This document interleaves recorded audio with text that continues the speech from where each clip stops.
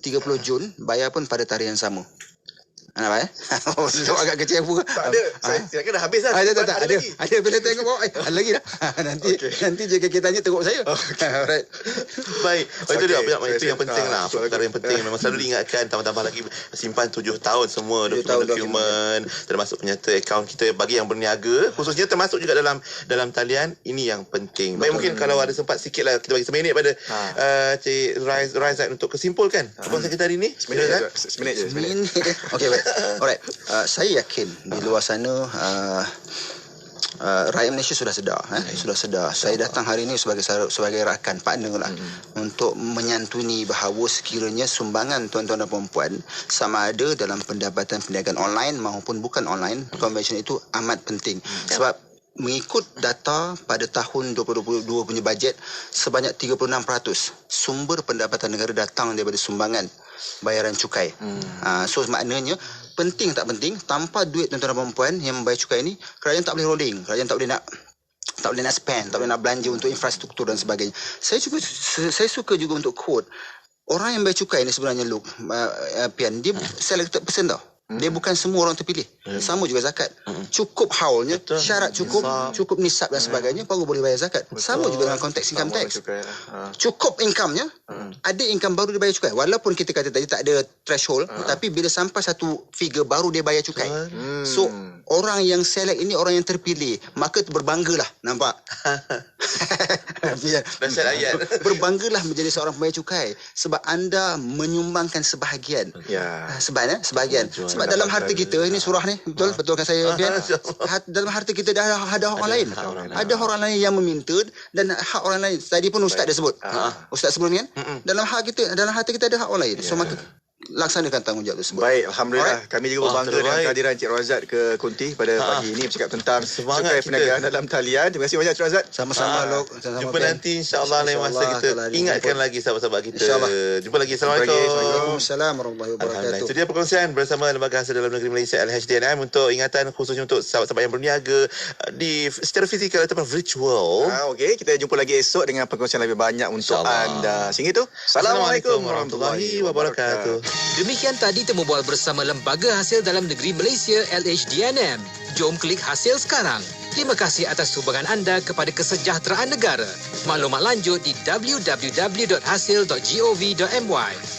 Ayo kita laksanakan cukai demi negara agar terus memakmurkan. Jika kau cintakan negara, bersama membangunkan negara tercinta kita untuk Malaysia. Jom lapor dan isytihar pendapatan sekarang. Maklumat lanjut di www.hasil.gov.my. Inspirasi, Inforia, Islam, semuanya diikin. Laporan berita tadi dari sumber bernama Kapsul Masa. Pada tanggal 25 Februari dalam tahun 2010, Majlis Perasmian Taska Darul Hanan di Masjid Wilayah Persekutuan Kuala Lumpur telah disempurnakan oleh Yang Berhormat Senator Datuk Dr. Masyidah binti Ibrahim, Timbalan Menteri di Jabatan Perdana Menteri. Taska Darul Hanan merupakan sebuah institusi penjagaan, asuhan dan pendidikan harian bagi kanak-kanak yang berumur 1 hingga 4 tahun. Majlis Agama Islam Wilayah Persekutuan, MAWIP, melalui Darul Hanan mengatur pelbagai aktiviti yang mampu membantu perkembangan minda dan fizikal yang sihat dalam kalangan kanak-kanak tersebut. Aktiviti dirangka berdasarkan garis panduan modul asuhan kanak-kanak Jabatan Kebajikan Masyarakat JKM serta gabungan daripada amalan terbaik Taska. Ianya merangkumi pembelajaran komputer, hafazan surah-surah lazim, pendidikan Fardhu Ain, aktiviti kreativiti dan kesenian serta pendedahan awal kepada bahasa Inggeris dan Arab.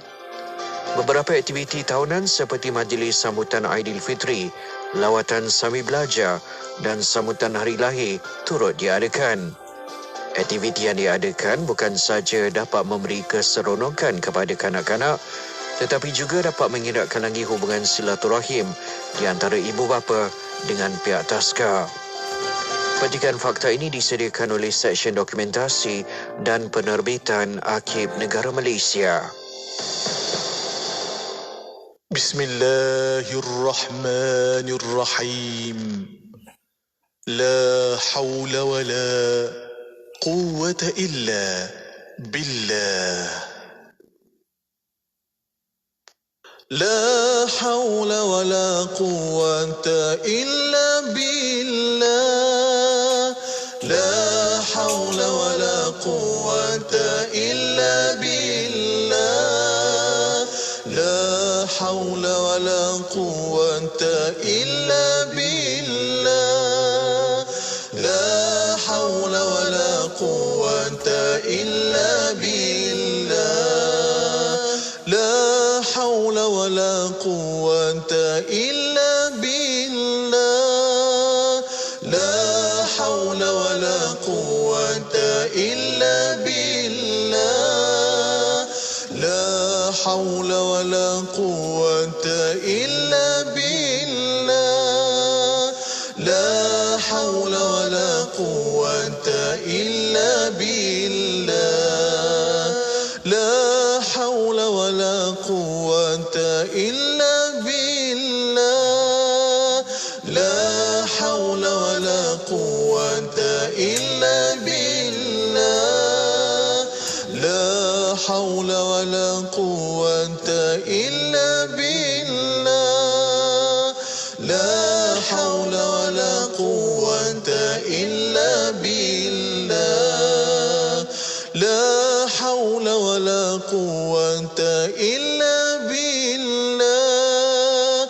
La hawla wa la quwwata illa billah. La hawla wa la quwwata illa billah. La hawla wa la quwwata illa billah. Masalah pendengaran dalam kalangan kanak-kanak. Adakah anda yakin anak anda boleh mendengar dengan baik? Masalah pendengaran adalah kecacatan yang tidak kelihatan dan kurang disedari sekiranya berlaku dalam kalangan bayi dan kanak-kanak. Ketahui status pendengaran anak anda melalui ujian saringan pendengaran. Ujian saringan pendengaran boleh dilakukan untuk semua peringkat usia seawal kelahiran.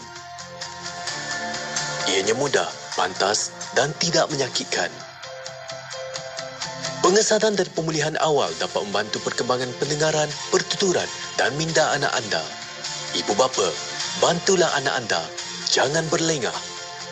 Peka dengan deria pendengaran anak anda.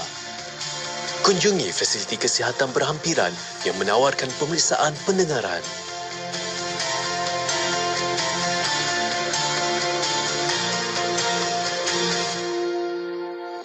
Jom kurban PNP? Kurban aku biasa dengar.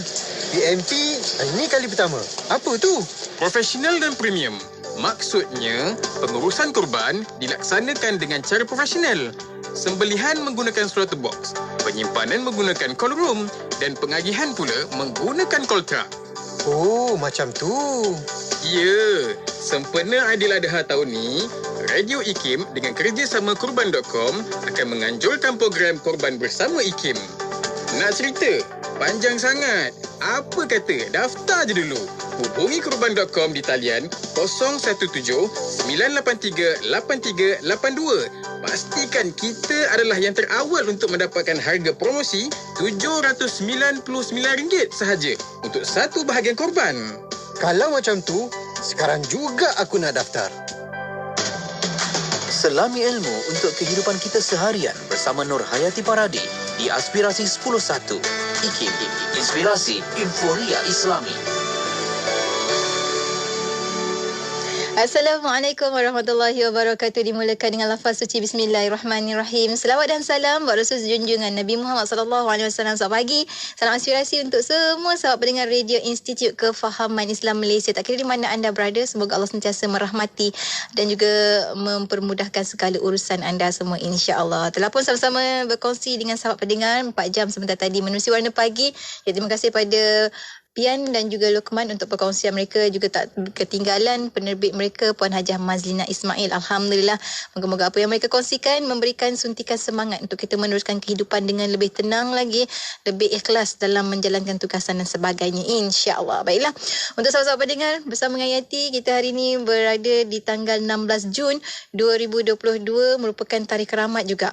Tarikh rahmat untuk apa? Untuk adik-adik kita yang mengambil keputusan SPM hari ini. Moga-moga baik-baik belaka. Apapun pada adik-adik yang mengambil keputusan SPM hari ini, apapun keputusan anda, saya nak ucapkan tahniah terlebih dahulu. Sebab apa? Sebab anda telah lakukan yang terbaik, satu perkara. Kemudian keduanya, semoga dengan keputusan yang anda perolehi, dia menunjukkan bahawa anda benar-benar menginginkan budaya kecemerlangan di dalam kehidupan anda, insya-Allah. Teruskan berusaha, banyak lagi perkara-perkara lain yang anda akan tempuhi pada masa-masa akan datang, insya-Allah. Baiklah, untuk bersama dengan Yati, kejap lagi kita akan bersama menerusi rancangan pertama kita. Tak lain tak bukan menerusi Tahsinul Ibadah. Kita bakal sambung lagi pengajian Matan Zubat bersama dengan Ustaz Ahmad Lufi Muharram untuk perkongsian kita dalam bab himpunan perbahasan perihal haji dan umrah. InsyaAllah kita akan masuk untuk bab yang ke-519 bersama dengan Ustaz Ahmad Lufi Muharram. Jadi anda rakan pendengar, jom ikuti pengajian kita di FB IKIM FM, di YouTube channel IKIM dan juga di Radio Institut Kefahaman Islam Malaysia. Saya ini sebagai hiburan inspirasi pagi kita, hiburan pertama kita bersama dengan Sofwan featuring Razim Mestika dengan Anugerah. Tentunya hanya di IKIM, Inspirasi Inforia Islami.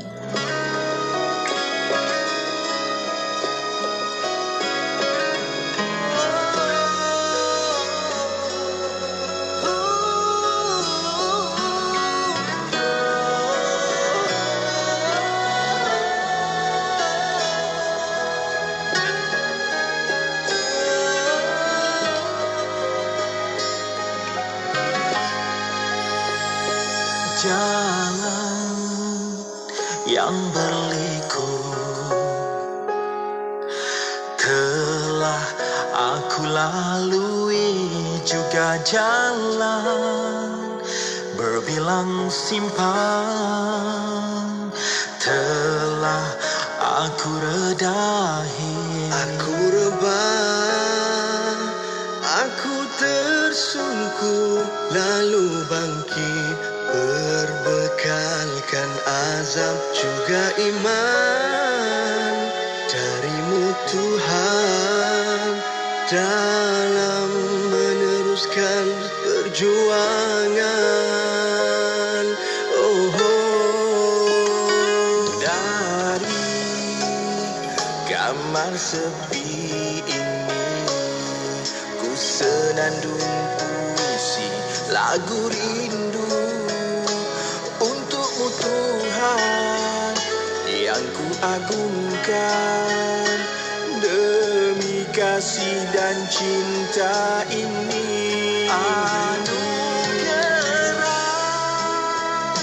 darimu Allah ku salurkan menuju jalanmu.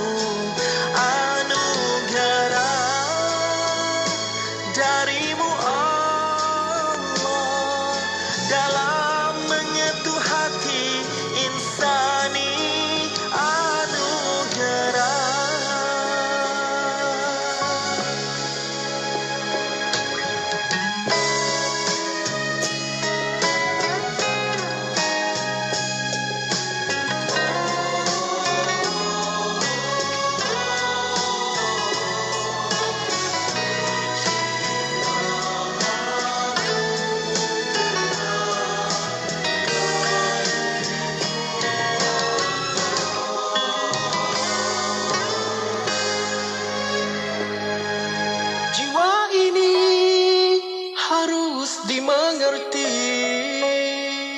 Seluruh jiwaku serah hanya padamu.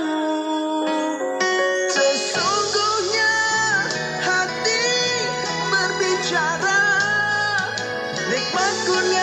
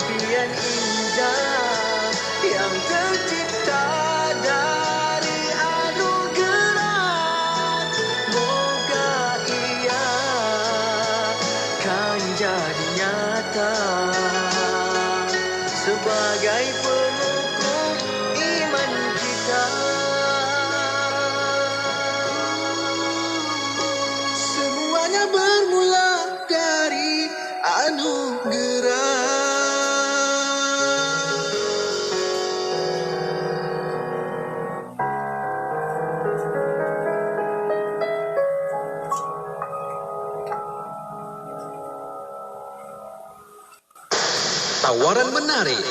Radio IKIM membuka ruang dan peluang kepada para penaja untuk memperkenalkan produk dan perkhidmatan kepada lebih 1 juta pendengar seluruh Malaysia. Jom tingkatkan penjenamaan syarikat anda melalui pengisian rancangan menarik bersama tawaran iklan percuma sepanjang tahun. Rebut peluang ini dan nikmati pelbagai faedah penajaan yang sangat berbaloi. Hubungi 017-345-2564 atau 012-686-9236. Kami sedia membantu anda. Tak pernah buat kurban?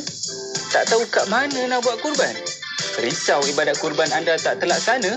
Komuniti We Love Kurban ada jawapannya.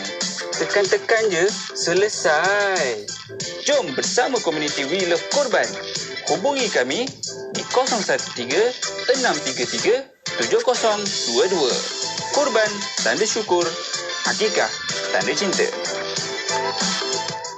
Buku baru terbitan IKIM bertajuk Model Pendidikan Islam Pembina Peradaban. Buku ini merupakan rangkuman perbincangan tentang elemen-elemen penting dalam pendidikan Islam. Antaranya ialah pengaruh pemikiran dan ideologi, peranan guru dalam proses pengajaran dan pembelajaran dan banyak lagi. Anda boleh dapatkan dengan cara WhatsApp 011-576-95400. Saya tak sempatlah nak daftar korban kat masjid kita tahun ni. Jangan risaulah. Easy Korban kan ada. RM320 je satu bahagian. Easy Korban? Ya, Easy Korban ni bukan je dah lebih 15 tahun pengalaman uruskan lebih 350,000 penyertaan. Bahkan yang pertama diiktiraf patuh syariah ISO 1900-2014. Wah, hebat tu. Macam mana nak daftar dengan Easy Korban ni? Mudah aja. Hubungi 1-800-885-885 atau layari easykorban.org. Easy Korban, mudah dan dipercayai. Kita beradab, mudah-mudahan dengan adab ini menjadi jalan untuk kita semakin dekat dengan Allah.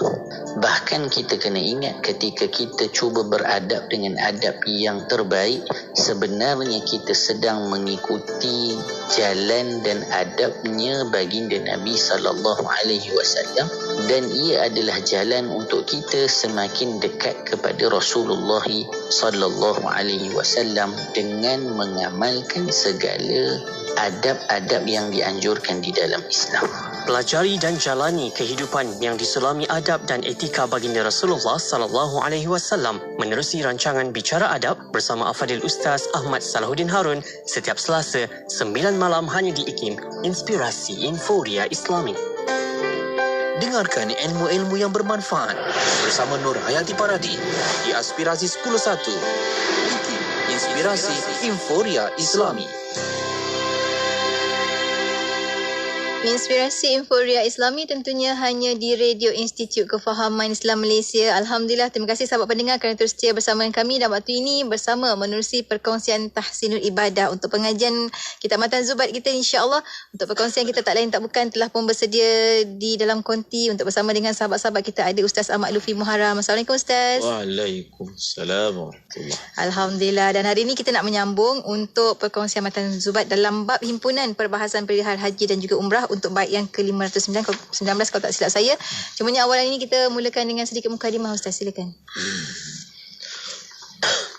Bismillahirrahmanirrahim. Alhamdulillahirabbil alamin. Wa sallallahu ala sayyidina Muhammadin wa ala alihi wa sahbihi ajma'in. Wala hawla wala quwwata illa billahil aliyyil azim. Amma ba'd. Terima kasih kepada Nur Hayati Paradi dalam rancangan Tahsinul Ibadah dan sedang pendengar IKIM yang dirahmati Allah Subhanahu wa taala.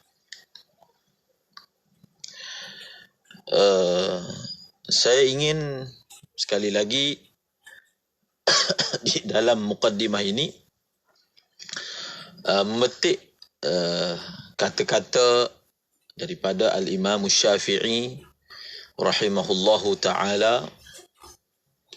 Cuma kali ini ia datang dalam bentuk syair. Iaitu Imam Syafi'i berbicara tentang menghilangkan sifat tamak. Menghilangkan sifat tamak.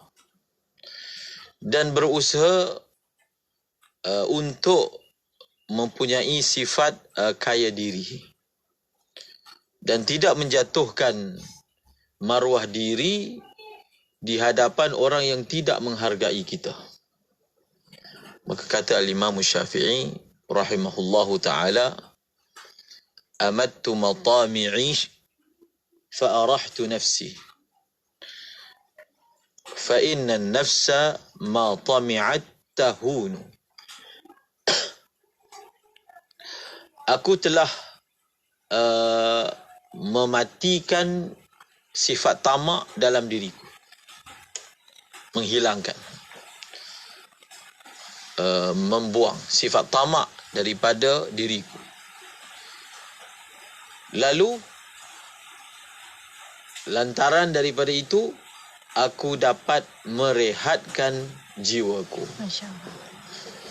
Bila hilang sifat tamak, bila hilang sifat rasa tak cukup, maka jiwa akan jadi rehat. Tenang. Jiwa akan jadi tenang. Kemudian kata Imam Syafi'i lagi, sebab apa begitu? Fa innan nafsa ma tami'at tahunu. Sesungguhnya jiwa itu selagi mana dia tamak, maka dia akan menjadi hina. Dia akan menjadi rendah. Kerana kadang-kadang dengan sifat tamak dan inginkan supaya dipenuhi cita-cita, impian, hajat seseorang itu mencapai sifat tamak, maka terkadang seorang itu sanggup melanggar sempadan agama. Dia sanggup menganiaya orang lain, hatta walaupun sehingga meninggalkan keluarga, memutuskan persahabatan. Iaitu orang ini memiliki jiwa yang rendah, jiwa yang hina lantaran sifat tamak yang ada dalam diri dia. Justru Imam Syafi'i berkata, fa innan nafsa ma tami'at tahun. Kerana sesungguhnya sifat tamak itu apabila ada dalam jiwa, maka jiwa itu akan menjadi hina. Jiwa itu akan menjadi rendah. Dalam pesanan beliau lagi, beliau mengatakan, la tabzul ma'a wajhika ila man yahunu alaihi radduka. Jangan kamu gadaikan air mukamu kepada seseorang yang menolak permintaanmu adalah enteng baginya. Maksudnya kita ni tidak ada apa-apa nilai di sisi dia. Permintaan kita ni dia tak ada letak di satu kedudukan untuk dia ambil berat ke, untuk dia hargai ke, ataupun untuk dia fikirkan ke. Tak ada. Menolak kita ke, menerima kita ni tak ada apa-apa kesan ataupun tidak ada apa-apa penilaian dalam diri dia. Maka janganlah jatuhkan maruah kita dengan meminta daripada orang yang seperti ini. Kalaulah kita sampai suatu keadaan yang kita terdesak untuk meminta, maka mintalah daripada orang yang dia menghargai ataupun dia meletak nilai pada apa yang kita pohonkan. Paling kurang kalau kita minta daripada dia, paling kurang dia kalau tidak dapat menunaikan permintaan kita, dia merasa sedih dan seumpamanya. Sebab itu lebih mudah mungkin dengan kawan-kawan yang tertentu yang kita kenal, ataupun mungkin dengan adik-beradik, mungkin kadang adik-beradik pun tak juga. Maka lebih baik seorang itu berada dalam keadaan susah daripada dia menggadaikan maruah dirinya, iaitu dia menjatuhkan air mukanya dengan seseorang yang tak peduli pun kesusahan dia, seorang tidak menghargai pun permintaan dia. Dan satu pesanan terakhir daripada Imam Syafi'i, kata Imam Syafi'i, mahaka jildaka mithlu dhufrika.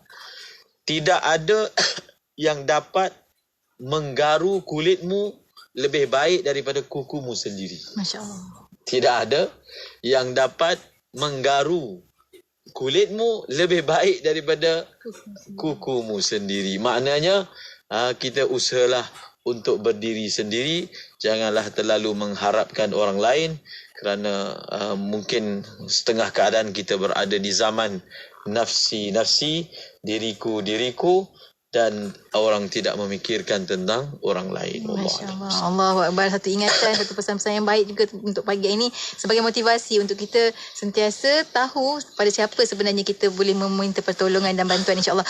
Ustaz, kita mulakan Ustaz perkongsian kita untuk pengajian kita dalam pengajian Matan Zubat, Himpunan Perbahasan Perihal Haji dan juga Umrah. Kita dah masuk untuk bait yang ke-519 Ustaz, silakan. Bismillahirrahmanirrahim. قال الناظم رحمه الله تعالى ونفعنا بعلومه في الدارين آمين يرمل في ثلاثة مهرولا والمشي باقي سبعة تمهلا. Terjemahannya, sunat berlari-lari anak pada 3 pusingan pertama dan berjalan seperti biasa pada baki daripada 7 pusingan yang seterusnya. Di dalam tawaf ada beberapa perkara sunat yang disyariatkan untuk kita mengamalkannya. Antaranya adalah berlari ramal ataupun disebut sebagai harwalah, ataupun kita terjemahkan sebagai berlari-lari anak. Dalam satu riwayat daripada Sayyidina Abdullah bin Umar radhiyallahu anhuma, dalam riwayat Muslim, beliau mengatakan, ramalan Nabi sallallahu alaihi wasallam min al-hajari ila al-hajari thalathan wa masya arba'an. Nabi sallallahu alaihi wasallam beramal, berlari-lari anak di antara Hajarul Aswad kepada Hajarul Aswad, daripada Hajarul Aswad kepada Hajarul Aswad. Bila itu? Iaitu di dalam pusingan yang ketiga pertama. Pusingan 3 pertama itu disunatkan untuk berlari-lari anak, hanya disunatkan kepada lelaki saja, tidak kepada wanita. Dalilnya adalah Nabi buat sebagai suatu ittiba', mengikuti Nabi SAW, maka disunatkan berbuat demikian. Sebenarnya berlari-lari anak ni dia dibuat untuk tunjukkan kepada orang musyrikin. Semasa Nabi dan para sahabat melakukan tawaf, saat mereka membuka kota Mekah, maka Nabi berlari-lari anak untuk tunjukkan bahawasanya orang Islam masih kuat. Mereka tidak dilemahkan dengan safar yang panjang, maka mereka masih boleh berlari lagi. Maka amalan itu dikekalkan sehinggalah hari ini. Dan berlari-lari anak ni, dia berbeza dengan berlari sungguh. Berlari sungguh ni kita buat semasa sa'i. Semasa sa'i di antara 2 garisan hijau, lampu hijau di atas kepala, dongak ke atas, ada lampu hijau. Di antara itu disunatkan untuk kita lari. Itu memang lari. Adapun berlari-lari anak ini dia berjalan laju dengan merapat-rapatkan langkahnya. Itu yang dimaksudkan berlari-lari anak. Sehingga kan kalau dah kita ni tidak dapat berlari anak kerana keadaan mataf, tempat tawaf itu begitu sesak, seperti mana bulan Ramadan, seperti mana musim haji yang mendatang ini, semoga Allah kurniakan kita dapat melaksanakan haji, begitu sesak sehingga nak berjalan pun susah, apatah lagi berlari anak. Pada ketika itu pun masih lagi kita disunatkan berlari-lari anak. Jadi bagaimana? Iaitu kita meragakan ataupun kita menggayakan lari anak tu. Acah-acah macam lari anak. Kita acah-acah. Maknanya kita buat macam tu. Tapi sebenarnya tak berlari pun. Kalau dah tak boleh berlari sungguh, kita mengacah-acah dan menggayakan seperti berlari anak. Itu dia punya tahap supaya ia diamalkan juga ketika seseorang itu bertawaf. Dan berlari anak ni disunatkan di dalam apa? Di dalam tawaf yang okey. Bukan berlari anak. Apa selepasnya tadi? Selepasnya kita belum baca lagi. Baki daripada yang baki daripada 3 tu berjalan seperti biasa. Yang seterusnya adalah wal ittiba'u fi tawafin yarmulu fihi wa fi sa'yin bihi yuharwilu. Terjemahannya disunatkan beritibak iaitu kain yang atas diselangkan di bawah ketiak kanan dan kedua-dua hujungnya diletakkan di atas bahu kiri iaitu membuka bahu kanan semasa tawaf yang disunatkan berlari anak di dalamnya dan semasa sa'i. Seterusnya perkara yang disunatkan ketika tawaf iaitu melakukan ittiba'. Kata pengarang wal ittiba'u fi tawaf. Melakukan ittiba' di dalam tawaf. Yang berlari anak di dalamnya tawaf. Kaedahnya begini. Hafal kaum lelaki, ittiba' ini hanya disunatkan di dalam tawaf yang selepas tawaf itu ada sa'i. Tawafun ya'qubuhu sa'yun. Wal ittiba'u fi tawafin yarmulu fihi. Jadi ittiba' itu kita akan buat di dalam tawaf yang di dalam tawaf itu seseorang itu ada melakukan sa'i. Ada melakukan sa'i. Maka di dalam tawaf itu disunatkan untuk seseorang itu berittiba'. Melakukan ittiba' di dalam tawaf yang berlari anak di dalamnya. Jadi tawaf yang mana yang kita berlari anak di dalamnya? Tawaf yang lepas dia ada sa'i. Tawaf yang selepasnya ada sa'i, tawaf itu sahaja yang disunatkan berlari anak. Maka kita dapat keluarkan satu lagi kesimpulan iaitu berittiba' itu disunatkan di dalam tawaf yang selepasnya kita sa'i. Jadi kalau orang dia melakukan tawaf sunat yang selepas tawaf sunat tidak ada sa'i, maka tidak disunatkan untuk dia melakukan ittiba'. Ittiba' ni apa? Ittiba' ni adalah satu keadaan yang kita membuka. Kita membuka bahu kanan kita. Kita membuka bahu kanan kita. Kalau dalam ta'rif dia kata dengan dia meletakkan bahagian tengah ridak dia bawah ketiak dia. Maksudnya dia buka sini, dia lalukan daripada bawah ketiak dia, kemudian dia lepaskan di atas bahu kirinya. Maka itulah ittiba', iaitu satu keadaan kita mendedahkan bahu kiri. Mudah bahasa. Ikutlah pakai macam mana, tapi bahu kiri kita itu terdedah. Bahu kanan Ustaz. Bahu kanan kita terdedah.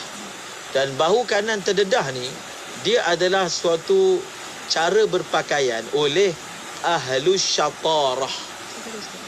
Ahlus syatarah ni orang gedebeh. Orang gedebeh.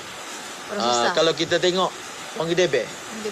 Jadi orang gedebeh ni kalau dia pakai ridak dia buka sini. Orang gagah perkasa. Gagah. Orang gagah, debeh. Jadi orang yang gagah ni dia pakai ridak, dia akan buka dia punya bahu kanan dia.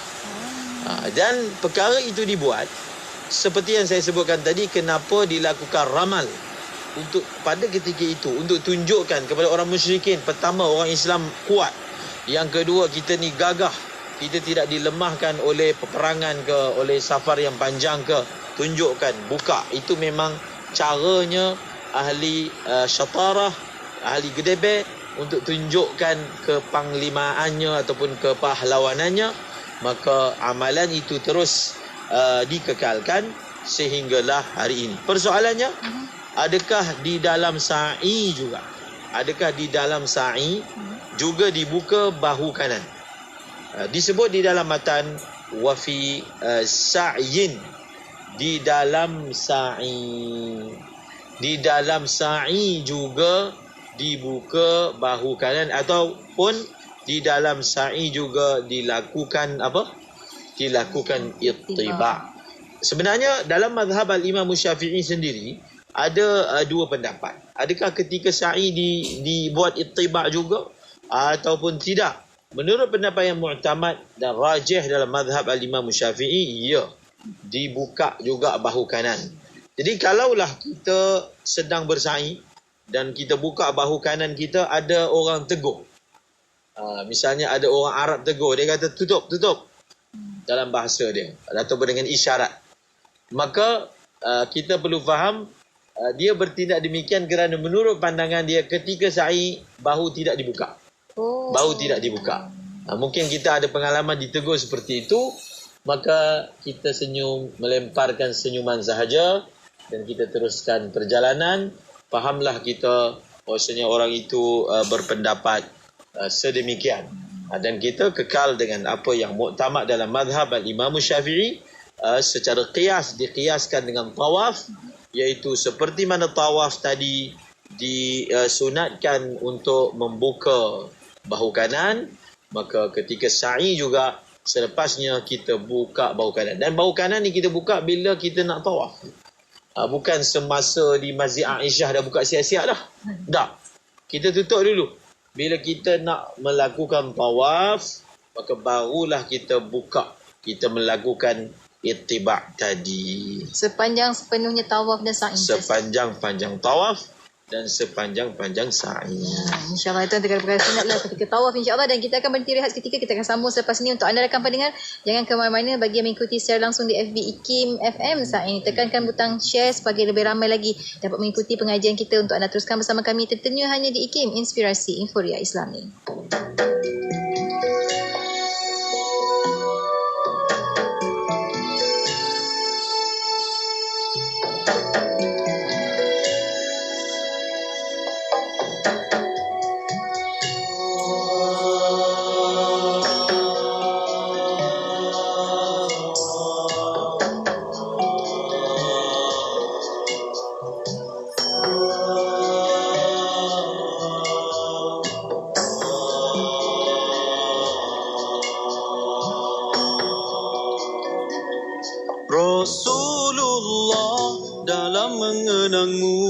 Kami susuri lembaran sirahmu, pahit getir perjuanganmu, membawa cahaya kebenaran. Engkau taburkan pengorbananmu untuk umatmu yang tercinta, biar terpaksa tempuh derita, cekalnya hatimu menempuh ranjangnya. Tak terjangkau tinggi perkertimu, tidak tergambar indahnya akhlakmu, tidak terbalas segala jasamu. Sesungguhnya engkau Rasul mulia, tabahnya hatimu menempuh dugaan, mengajar erti kesabaran, menjulang panji kemenangan, terukir namamu di dalam Al-Quran. Rasulullah, kami umatmu, walau tak pernah melihat wajahmu, kami cuba mengingatimu, dan kami cuba mengamal sunnahmu. Kami sambung perjuanganmu, walau kita tak pernah bersuah, tapi kami tak pernah kecewa. Allah dan Rasul sebagai pembela. Tak terjangkau tinggi perkertimu, tidak tergambar indahnya akhlakmu, tidak terbalas segala jasamu. Sesungguhnya engkau Rasul mulia, tabahnya hatimu menempuh dugaan, mengajar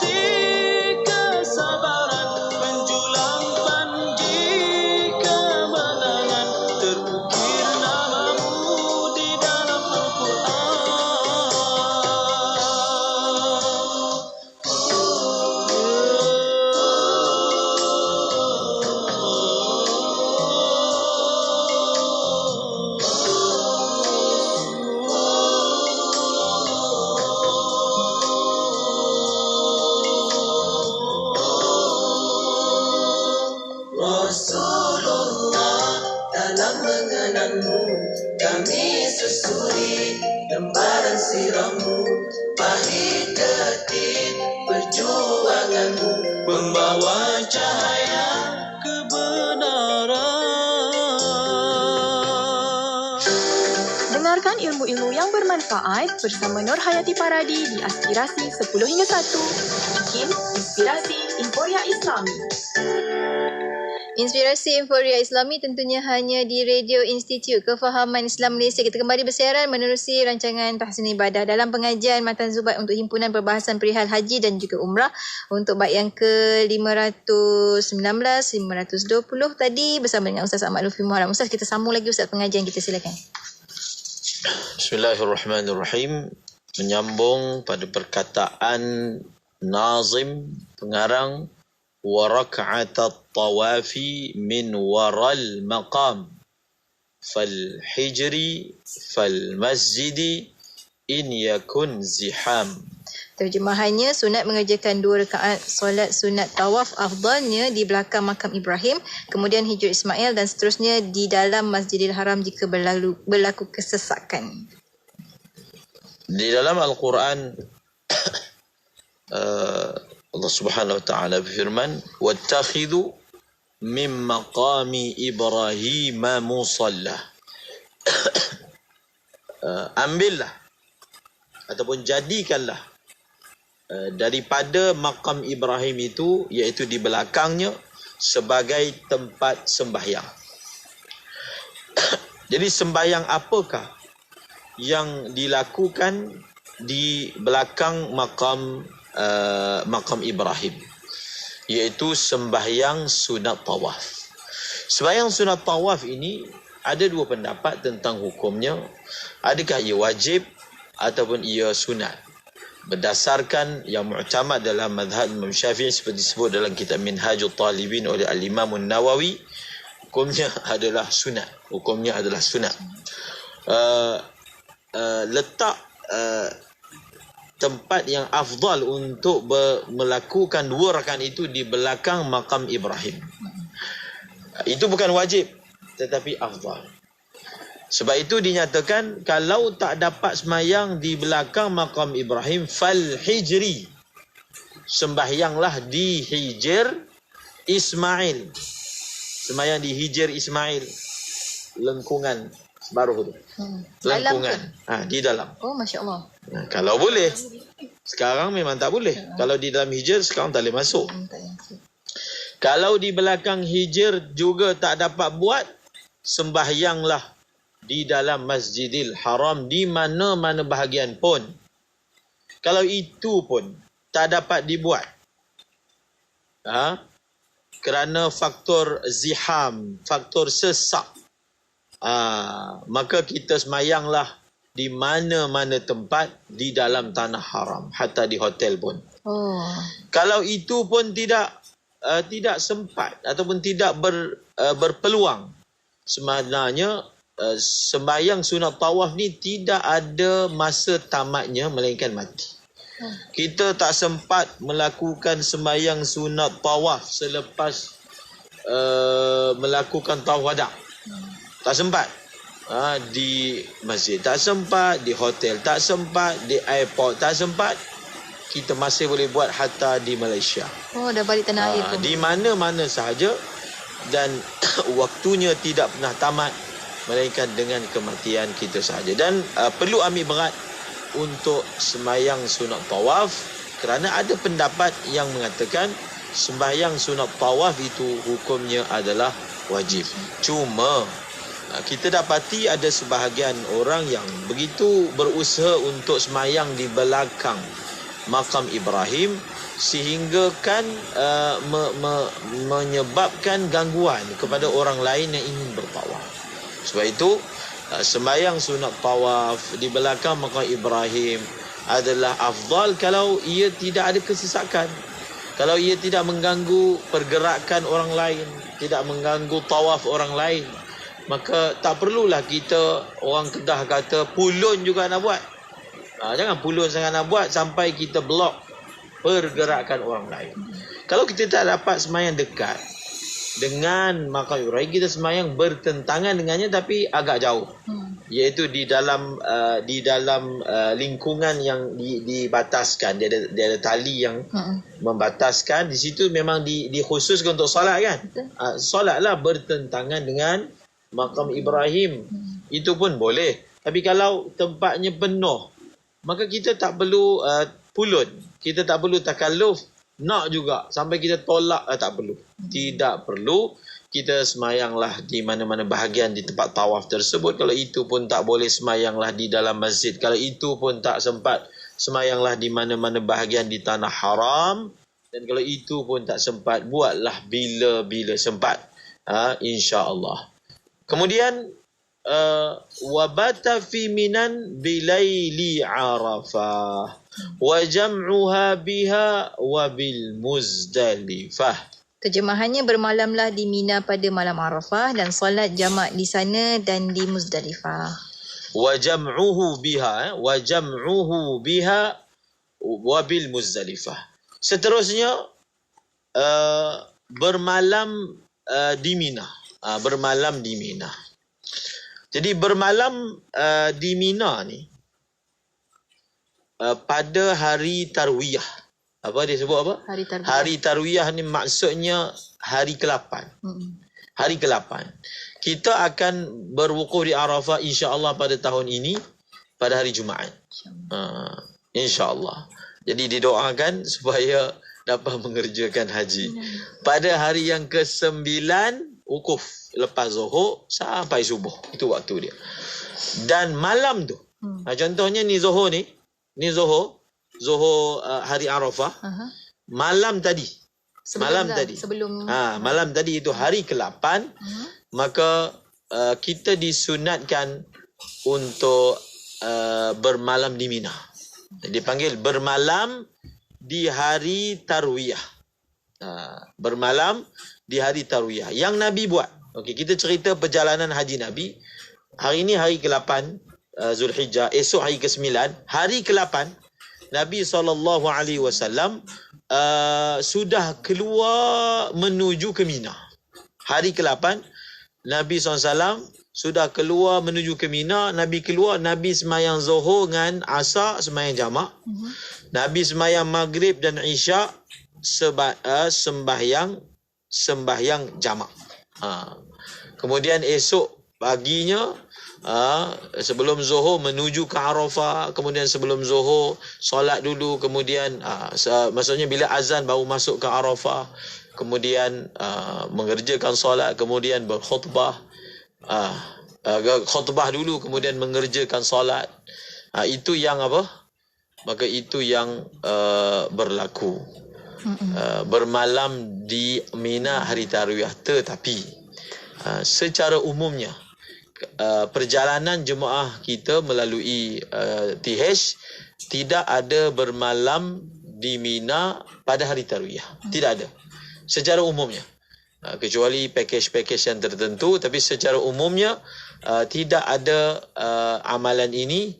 Mungkin faktor jemaah yang ramai, masalah pengurusan. Tapi kalau kita mempunyai peluang, contohnya kita pergi dengan pakej, kita pergi sendiri ke Haji Furada, maka kita cubalah buat tu. Bagi boleh juga bermalam di Mina pada malam Arafah ataupun pada hari ke-8. Kerana ia adalah sesuatu perkara yang sunat. Kemudian disebutkan juga di sini disunatkan untuk melakukan solat jamak di sana. Di sana. Biha itu merujuk kepada di Mina dan juga di Arafah. Di Mina dan juga di Arafah dan juga di Muzdalifah. Di dalam matan ini disebut semayang disunatkan dibuat secara jamak di Mina. Mina tu bila? Mina tu maksudnya di malam Arafah. Okey? Malam Arafah maksudnya malam yang esoknya Arafah. Itu maksud malam Arafah dalam matan ni. Kemudian di Arafah sendiri, kemudian di Muzdalifah, iaitu selepas Arafah. Di Arafah, Nabi SAW melaksanakan jamak takdim. Dan di Muzdalifah, Nabi SAW melaksanakan jamak takhir. Melaksanakan jamak takhir. Kemudian Allahumma salli ala Sayyidina Muhammad. Yang berlakunya Nabi SAW masuk ke Arafah ini selepas daripada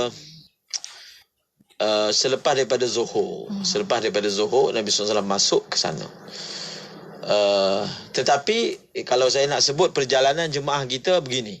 Perjalanan jemaah kita yang pengalaman sebelum ini akan masuk ke Arafah iaitu pada hari ke-8. Hari ke-8 dah masuk dah Arafah. Yang afdalnya sebenarnya adalah masuk ke Mina dulu.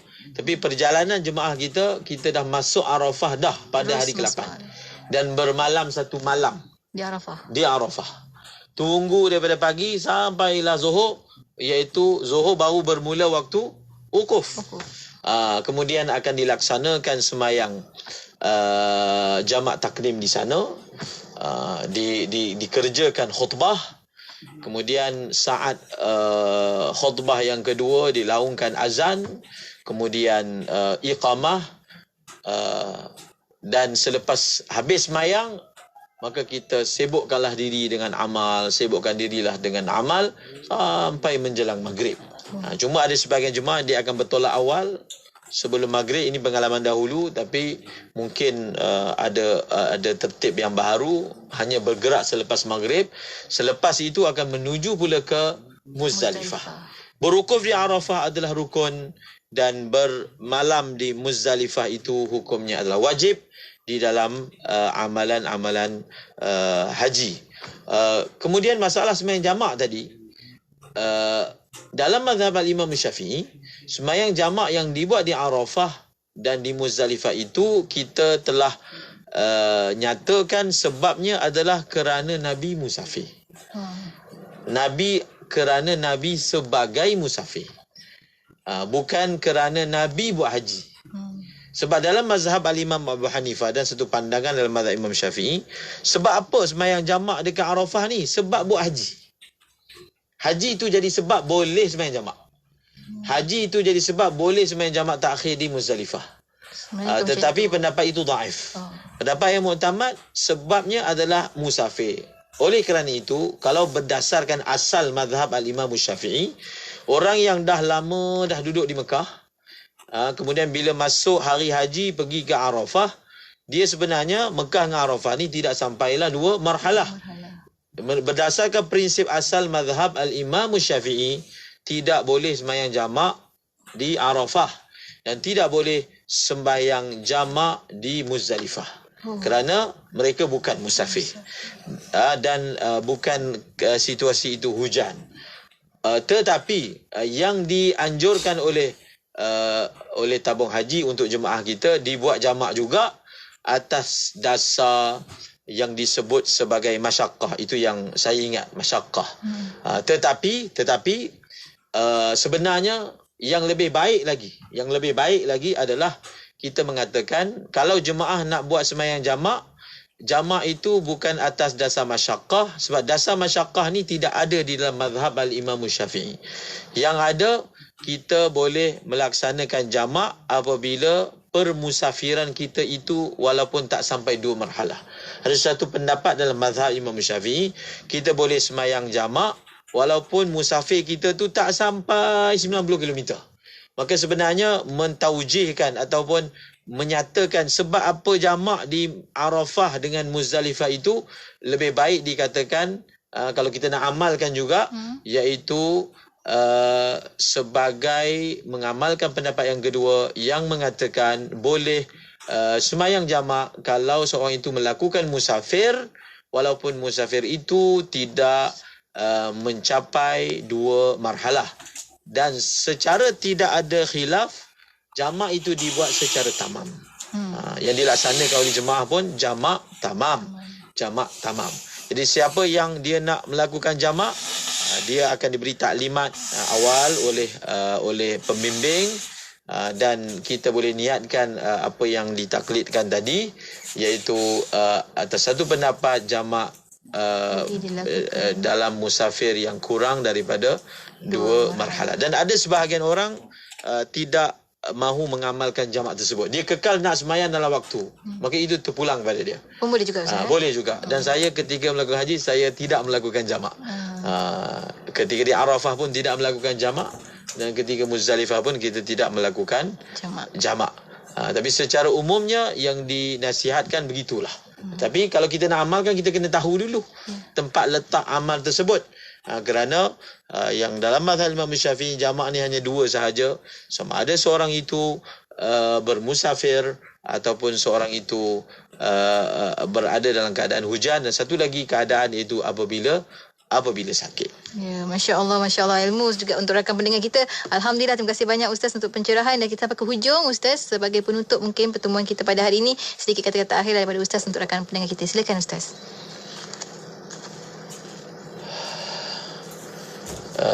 Niyatul mu'min khairu min amalih. Kita biasa dengar kata-kata ini yang diriwayatkan sebagai hadis. Niat seorang mukmin lebih baik daripada amalnya. Dalam satu peristiwa Nabi SAW menyebut tidaklah dalam satu peperangan, Nabi kata kepada sahabat, tidaklah kamu melalui satu lembah, tidaklah kamu melalui satu jalan, lebih kurang mafhum hadisnya, melainkan mereka akan bersama dengan kamu. Maksudnya ada manusia-manusia yang tidaklah kamu melalui mana-mana lembah, kamu melalui mana-mana jalan, melainkan mereka itu dikira bersama kamu, sedangkan mereka tak pergi. Apa yang menghalang mereka daripada pergi? Habasahumul marad ataupun habasahumul uzur. Yang menghalang mereka daripada dapat pergi itu adalah uzur, ataupun yang menghalang mereka pergi itu adalah disebabkan sakit. Keinginan nak pergi, tetapi ada halangan-halangan. Kalaulah bukan kerana halangan itu dah melompat, dah sampai, maka kalau kuat keinginan dia, kalau kuat niat dia, maka walaupun kita tidak berada di sana, mudah-mudahan Allah Subhanahu Wa Taala mengira kita seperti berada di sana. Jadi sesiapa yang menyimpan keinginan yang tinggi untuk melaksanakan haji tapi tidak berpeluang, dia simpan keinginan tu, dia kuatkan keinginan tu, mudah-mudahan Allah bagi pahala niat untuk dia. Dan kalau dia belum sempat melakukannya dan dijemput oleh Allah, mudah-mudahan dia dikira mendapat pahala orang yang melaksanakan ibadah haji. InsyaAllah. Amin. Amin ya Rabbal Alamin. Terima kasih banyak Ustaz untuk pencerahan dan perkongsian ilmu pada hari ini. Sampai bertemu lagi minggu hadapan untuk sesi soal jawab bersama dengan Ustaz Ahmad Lutfi Muharram. Assalamualaikum Ustaz. Waalaikumsalam. Dan untuk anda rakan pendengar, teruskan kesetiaan bersama kami tentunya hanya di IKIM, Inspirasi Inforia Islami.